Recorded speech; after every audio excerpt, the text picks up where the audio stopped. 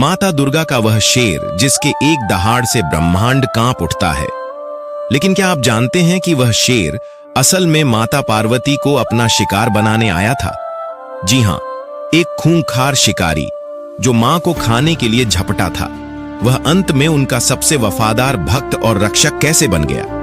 कहानी है तब की, जब माता पार्वती भगवान शिव से नाराज होकर घोर तपस्या पर बैठ गई थी। वे हजारों सालों से एक ही स्थान पर अचल होकर ध्यान में लीन थी।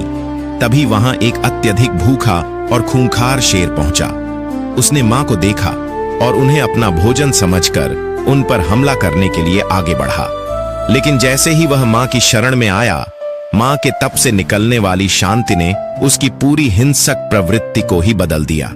वह शेर जो मां को खाने आया था, अब उनकी रक्षा के लिए वहीं बैठ गया। वर्षों बीत गए, लेकिन वह शेर अपनी जगह से टस से मस नहीं हुआ।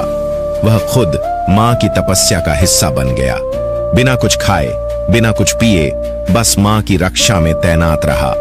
जब मां की तपस्या पूरी हुई और उनकी आंखें खुली, तो उन्होंने देखा कि एक हिंसक पशु उनकी भक्ति में डूबकर साधु बन चुका है। मां उसकी इस सेवा से अत्यंत प्रसन्न हुई और उसे अपना वाहन बनाकर अपने साथ कैलाश ले गई। जब माता ने महादेव को उस शेर के त्याग और रक्षा की पूरी बात सुनाई, तो महादेव गदगद हो उठे। उन्होंने उस शेर को केवल एक वाहन नहीं माना, बल्कि उसे अपने अंतपुर के द्वार पर गणाध्यक्ष बनाकर प्रतिष्ठित किया और महादेव ने उसे वह दिव्य नाम दिया, जिसे सुनकर आज भी असुर थर थर कांपते हैं। उस शेर का नाम रखा गया सोमनंदी। तो आज से उन्हें सिर्फ शेर नहीं, बल्कि महादेव के द्वारपाल सोमनंदी के रूप में याद रखना। यह कहानी हमें सिखाती है कि मां की शरण में आने वाला कोई भी जीव, चाहे वह कितना ही हिंसक क्यों ना हो, वह पात्र से पवित्र बन जाता है।